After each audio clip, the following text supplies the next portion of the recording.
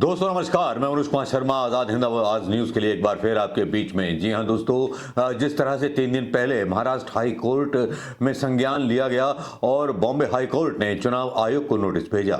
जी हां, यह कहानी और ये अवारत उसी दिन लिख दी गई थी जब सिविल सोसाइटी के लोग और महाराष्ट्र के नेताओं ने इसके खिलाफ और जिस तरह से चुनाव आयोग ने धांधली की थी उसके खिलाफ अपनी पुरजोर आवाज़ उठाई।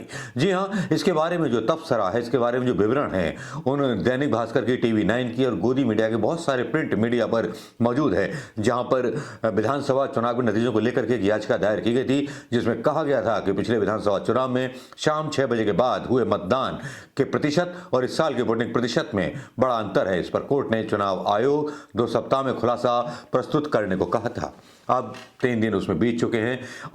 ये आशंका जताई थी महाराष्ट्र विधानसभा चुनाव में कि 6 बजे के बाद 76 लाख वोट जो पड़े थे उन पर संदेह जताया था।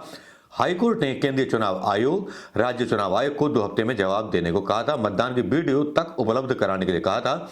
कोर्ट में प्रकाश अंबेडकर ने इसके बारे में बात की थी और 6 बजे के बाद की वीडियोग्राफी की कि नहीं उसके साक्ष्य देने के लिए कहा गया था। इस मामले में एक नया मोड़ तब आ गया जब राहुल गांधी जो लीडर ऑफ अपोजिशन है उन्होंने भी ईवीएम चुनाव आयोग के खिलाफ मोर्चा खोल दिया। राहुल गांधी बोले, महाराष्ट्र विधानसभा चुनाव में वोटर लिस्ट में फर्जीवाड़ा हुआ है, इलेक्शन कमीशन से वोटर्स का डेटा मांगा। आयोग बोला, तथ्यों के साथ हम लिखित जवाब देंगे। राहुल गांधी ने प्रेस कॉन्फ्रेंस भी की। राहुल गांधी ने विधानसभा चुनाव में फर्जी तरीके से वोटर्स जोड़े जाने का आरोप लगाया।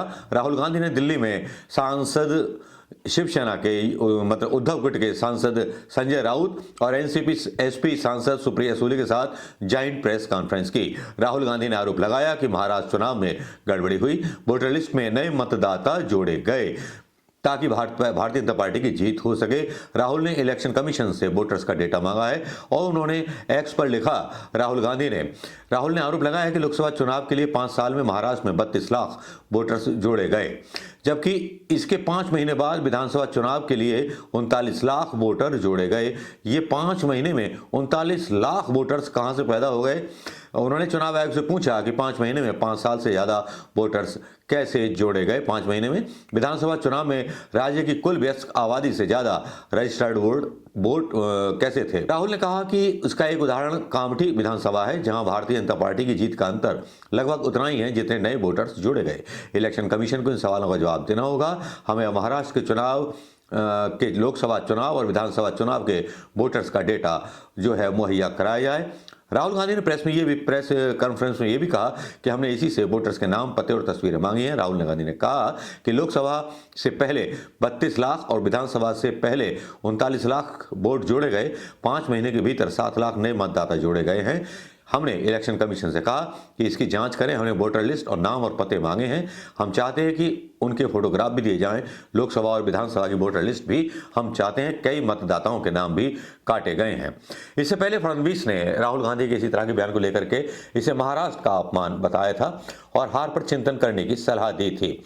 यहां तक बात है चुनाव नतीजों की, तो इस बार के चुनाव नतीजों में महायुति को 230 मिले थे टोटल, जिसमें भारतीय जनता पार्टी 132 और 57 जो थे सीटें शिवसेना शिंदे की थी और 41 सीटें एनसीपी अजीत गुट की थी। महाविकास आघाड़ी को 46 मिली थी, जिसमें कांग्रेस 16, शिवसेना उद्धव ठाकरे 20 और एनसीपी शरद यादव को जो था 10 सीटों पर संतोष करना पड़ा था। लेकिन आज जिस तरह के मूड में राहुल गांधी नजर आए, मुझे लगता नहीं कि यह लड़ाई अब यही थमने वाली है। राहुल गांधी ने प्रेस कॉन्फ्रेंस में क्या कहा, जरा सुन लीजिए। 2 चीजों के बीच में हमें फर्क क्लैरिटी से रखना है। एक है स्पेक्यूलेशन कोई कह सकता है कि भैया मशीन में कोई प्रॉब्लम है, कोई दूसरी बातें कह सकते हैं, और दूसरा है फैक्ट। मैंने यहां स्पेक्यूलेशन नहीं रखा है, मैंने यहां फैक्ट रखा है। फैक्ट नंबर 1, हिमाचल जितने वोटर्स ऐड हुए हैं, कंस्टिट्यूएंसीज में जहां ऐड हुए हैं वहां हमारा वोट 1 है, बीजेपी का वोट बड़ा है। ऐड बीजेपी के कंस्टिट्यूएंसीज में बीजेपी को जहां बीजेपी जीती है वहां ऐड हुए हैं। और फाइनल फैक्ट, महाराष्ट्र से पॉपुलेशन से ज्यादा इलेक्शन कमीशन कह रहा है कि वोटर्स है। These are not speculation, facts, and this is not our data, This is election commission data. These are election commission numbers. अब हम कह रहे हैं कि अनोमली तो फैक्चुअल अनोमली है, और अगर आप चाहेंगे मैं आपको लिस्ट दे दूंगा और कंस्टिट्यूएंसीज जहां ये हो रहा है, जहां क्लियरली वोट ऐड हुए, हमारे अलायंस की वही वोट है, एडिशनल वोट से बीजेपी जीत रही है. 90+ strike rate. What is the exact strike rate? 90% strike rate. Okay, these are fact. Vote कहां से आए और कहां जाएंगे? अब ये 39 लाख वोट बिहार में जाएंगे.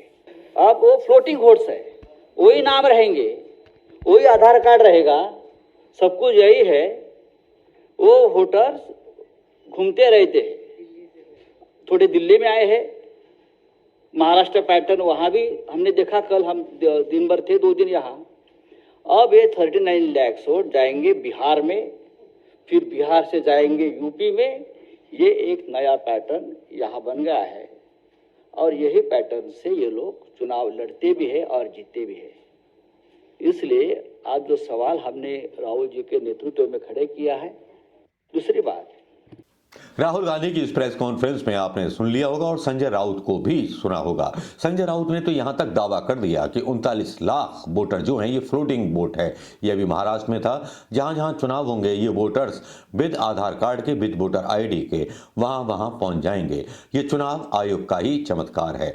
हालांकि चुनाव इलेक्शन जो चुनाव आयुक्त हैं रिटायर हो रहे हैं, और उसके बाद कौन इनकी जगह जवाब देगा कह नहीं सकते, क्योंकि 3 हफ्ते का समय हाई कोर्ट ने दिया है.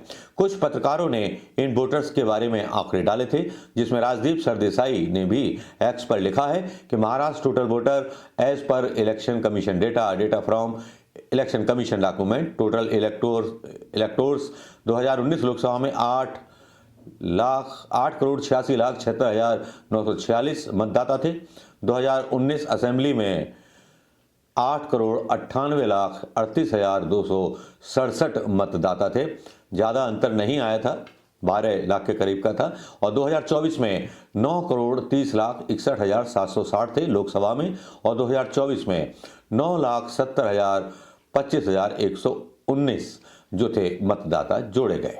44 lakh voter added in 5 years, 40 lakh in 5 month. Still to give a urgent explanation. इसके बारे में एक जो है एक्सप्लेनेशन चुनाव आयोग को देना होगा. अब जहां तक सवाल है चुनाव आयोग का, यहां तो हम जान चुके हैं कि हमारी सरकार किसी भी चीज़ का जवाब देने को तैयार नहीं है, चाहे वो इमिग्रेंट का मुद्दा हो, चाहे कुंभ में भगदड़ का मुद्दा हो. कुंभ में उपराष्ट्रपति तो अपने भाषण में कुंभ की भगदड़ में मारे गए लोगों के लिए अपनी संवेदनाएं व्यक्त करती हैं, लेकिन योगी सरकार को और मोदी सरकार को ये मानने में काफ़ी वक्त लग जाता है कि वहाँ कुछ मौतें हुई भी हैं. ये सरकार नकारने वाली सरकार है, सच को छुपाने वाली सरकार है, ऐसा प्रतीत होने लगा है. और सोशल मीडिया पर इसके खिलाफ काफ़ी ज़्यादा ट्रोलबाजी होने लगी है. दोस्तों, अगर महाराष्ट्र चुनाव में इलेक्शन कमीशन ने इस तरह की धोखाधड़ी की है, तब क्या इसके पीछे भारतीय जनता पार्टी का हाथ है, या भारतीय जनता पार्टी के इशारे पर यह धोखाधड़ी का खेल और मतदाताओं का मत लूटने का प्रयास किया गया, या फिर लोकतंत्र के सीधे सीधे संविधान को और चुनाव आयोग को सीधे सीधे अंगूठा दिखाया गया, या चुनाव आयोग को अपने कब्जे में करके चुनाव जीता गया. महाराष्ट्र चुनाव में जैसा आपको मैं याद दिला दूं कि पहले से ही बीजेपी के खिलाफ और शिंदे गुट के खिलाफ काफ़ी ज़्यादा हवा मानी जा रही थी. यहाँ पर कुछ चीज़ें और भी हैं जो सोशल मीडिया पर पर्दे के पीछे चल रही हैं. अभी अभी अंबानी की ज़मीन का मामला काफ़ी सारी वक्फ बोर्ड की मिल्कियत है, जिसको लेकर के काफ़ी ज़्यादा विवाद चल रहा है. और अभी हाल ही में वक्फ बोर्ड के कानून में बड़ा संशोधन किया गया है. क्या ये संशोधन महाराष्ट्र की भूमि पर इसलिए किया गया है कि किसी भी तरह अंबानी के महल को बचाया जाए? क्या इसमें सरकार की नीति थी, या अंबानी के लिए महाराष्ट्र इलेक्शन के मद्देनजर जीत को प्रभावित किया गया, या फिर जानबूझ करके विपक्ष को हराया गया, या फिर अंबानी को बचाने के लिए बीजेपी की गवर्नमेंट बनवा दी गई? अब सवाल बहुत सारे उठते हैं, क्योंकि जब भी कोई काम प्रधानमंत्री मोदी जी करते हैं वो ऐसा ही नहीं होता, उसके पीछे कोई ना कोई राज जरूर होता है. लेकिन अब देखना यह है कि आने वाले कुछ दिनों के बाद कि किस तरह से राहुल गांधी इस ईवीएम के खिलाफ या चुनाव आयोग के खिलाफ और मजबूत जंग छेड़ेंगे, क्योंकि सोशल मीडिया पर काफ़ी लोगों का मानना है कि राहुल गांधी को ये जो प्रेस कॉन्फ्रेंस है आज की है, ये बहुत पहले कर देनी चाहिए थी। कल दिल्ली चुनाव के नतीजे आ जाएंगे। कल क्या ऐसा ही खेल होगा या दिल्ली चुनाव में चुनाव आयोग की भूमिका को हमेशा याद रखा जाएगा, या सीधे सीधे कल दिल्ली चुनावों में भारतीय जनता पार्टी को पूर्ण बहुमत मिलने वाला है? इन्हीं खबरों के साथ समाप्त करेंगे दोस्तों। नमस्कार, जय हिंद।